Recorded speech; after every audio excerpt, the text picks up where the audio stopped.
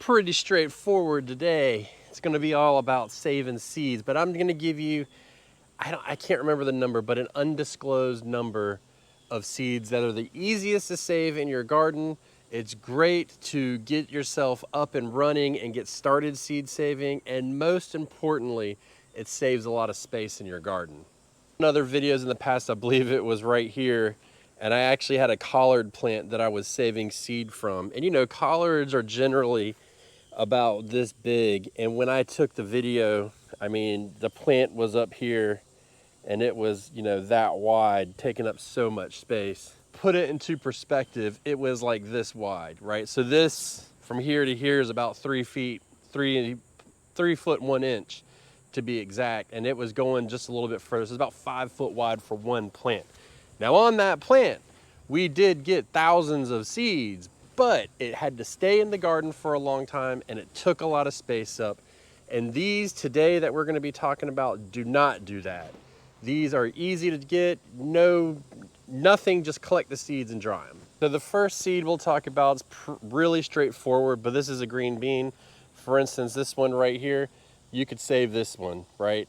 So nothing really crazy about it. The only thing with green beans is if you let the beans sit on there too long, it will actually slow the plant down from producing fruit.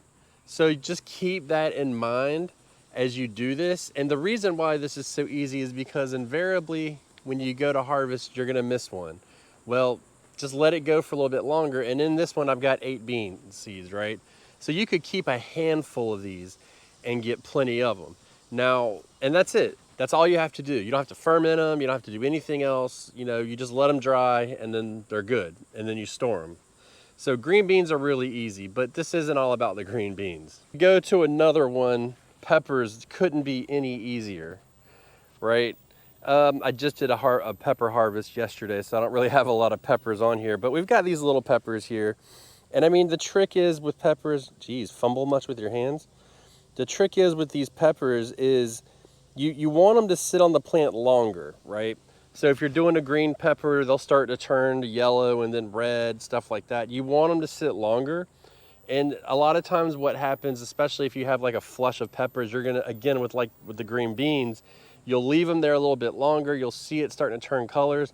If you want to save seed from that, then leave it on there a little bit longer, cut them open, and then just let the seeds sit out and dry, and then you're gonna be all good.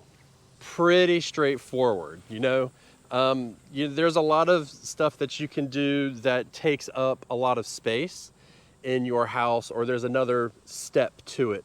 None of these are gonna have that extra step. So yes, you do need to leave the pepper on a little bit longer, but even still, it works out just fine because it's so easy to do. A lot of times what I do is I'll be cutting up the pepper to eat and I'll just pull that whole core out and set it to the side and let it go. You know, you can let them dry for a couple days and then kind of brush the seeds off of it and then just let it dry for a little bit longer. And you're all set. You're saving seeds. One pepper will give you enough for years worth of seeds. Little break. We're going to take a little break just for a second and show you.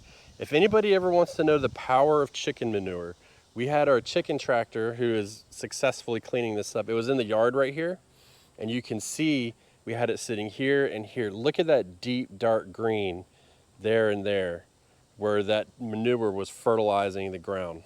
That's the power of doo-doo. Just saying. But our next one, and you know, some of these may not be the most popular, you may not be growing them, but keep them in mind. Well, there's 2 in one bed actually. The first one is okra. They work out really good.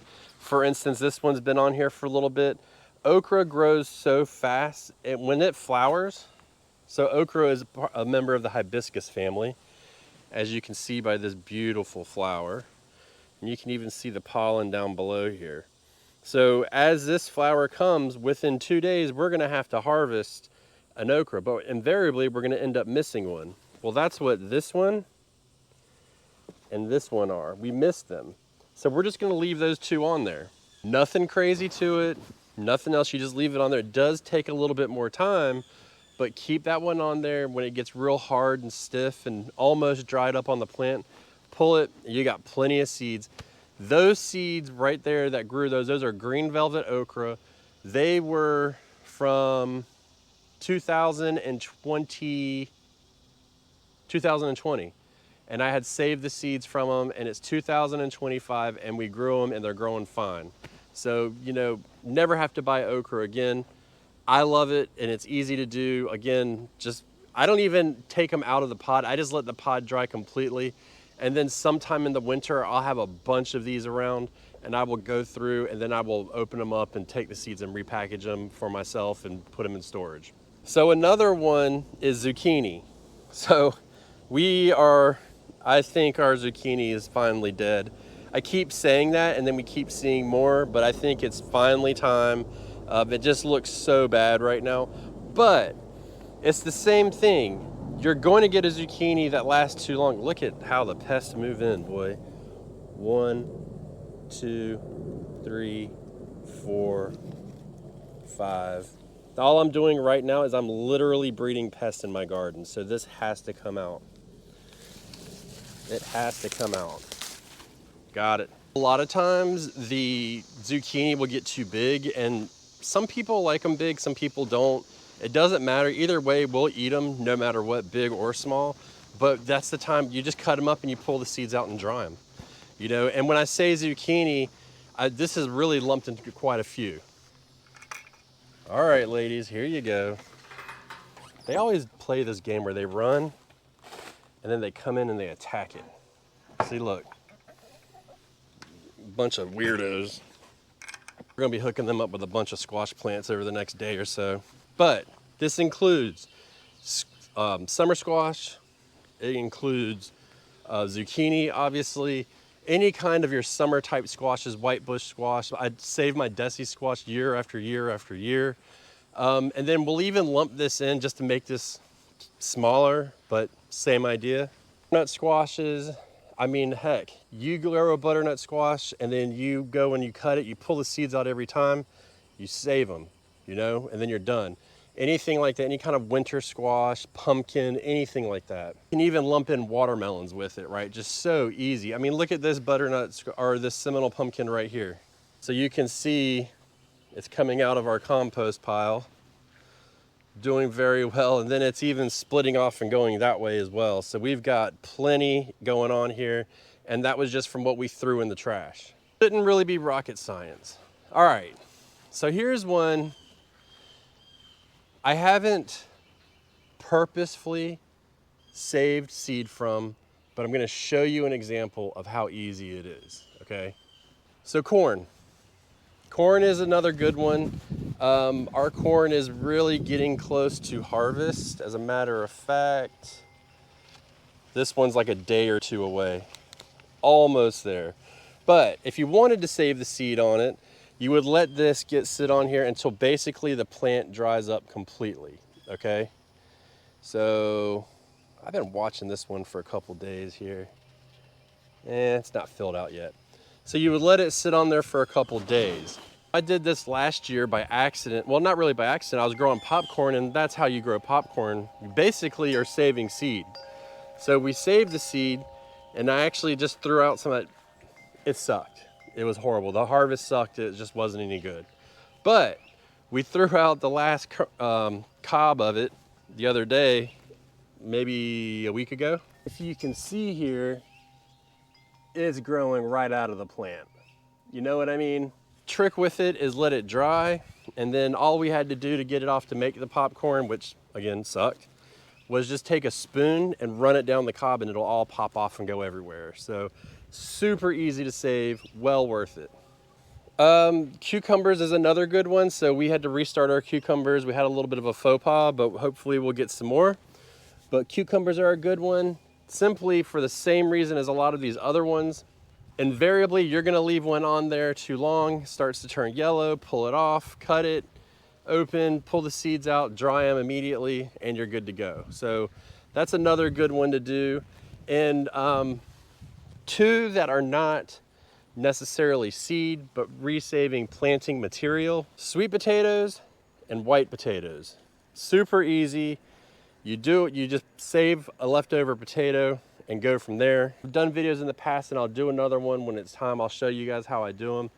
But that's a great one to do. You get a lot out of one. It's not a big deal. And all of this saves you a lot of money. Now I don't want to get, I got one more to give you. It's an honorable mention. It's a little bit more difficult. But what I want to do real quick is I want to just take a second and tell you about saving seeds. So there's a couple things to know about them. One, to prepare to save them, you need to know how they're pollinated. So if you've got a wind pollinated, like this corn, for instance, if we had multiple types of corn within like a couple 100 yards, then we wouldn't really want to save the seed because it could get cross-pollinated and we don't know what we get, which may not be a big deal to you, but at the same time, when you're looking at it, and what if somebody's growing popcorn and I'm growing sweet corn and that gets cross-pollinated, I don't know what I'm gonna get next year. So keep that in mind, and that's up to you for your own research. If you do have something that gets wind pollinated, there are things you can do. A lot of people use jewelry bags. You can get them on Amazon really cheap. I believe they're in the Amazon list below. You put them on the flower after it gets pollinated, and then it should protect it. It's not necessarily 100% effective, but it is, you know, it does work. And so stuff like peppers, they are self-pollination, which means the pollen basically falls down. So it's not that big a deal, but you still want to have some separation between. So once we figure out, yes, we really want to keep these, what you'll see in our garden is you will start to see these separated by a bed or two or some space in between so that we don't get cross-pollination. So keep that in mind. The other thing is you always want to pick over-ripened fruits off of your plants or vegetables, whatever you want to call them. I am not here to argue whether it's called a fruit or a vegetable. And yes, before you answer in the comments, I do realize that if it has seed in it, it is considered a fruit, and that's why I call it fruits. But let me know in the comments which you consider a fruit or a vegetable, because it is highly subjective in my mind. That being said, you want it to be over-ripened, and you also want to make sure that when you go through and you go to package them, that they are completely dry, 100% dry. It has to be, or else it will mold and rot or germinate inside of your packaging, and you don't want to do that. And if you're worried about it, you can package it in little paper coin envelopes. They work really well. There's a link below for that, and that will help too. You get them, they're super cheap. Only problem is they don't seal well, so they could fall out. But keep that in mind and label all your seeds by year. Okay, so this is the summer edition of this, just so you know, because this is the easiest time to save seed. The honorable mention here is going to be tomatoes. It is a little bit more complicated. Jury is still out in my mind about that, and I'll get to that in a second. But it's just worth noting that when you cut this open, I showed you in a previous video, you get so many seeds, it's ridiculous. There is this thing that I've read and seen, and people ferment the seeds and all that stuff. I'm gonna be 100% honest with you. I've done it both ways and have not noticed a difference. So what I am suggesting, now remember, this is a suggestion. This is not me telling you what to do. So just remember that. But this is what I do. And I'm gonna do one of each this year, and we're gonna see. Find you an over-ripened tomato on here. You don't wanna pick a green one. You wanna pick a nice, deep red one. Let's just say we were gonna do, yeah. This one's pretty good. It's actually a little bit under-ripened for this. Cut it open, squeeze it out, dry it out. And then, you know, you get all those seeds out and stuff, and then you're good to go. One point. Look at all these ground cherries I got to come out in here and harvest. If I don't harvest these, every single one of those are going to germinate.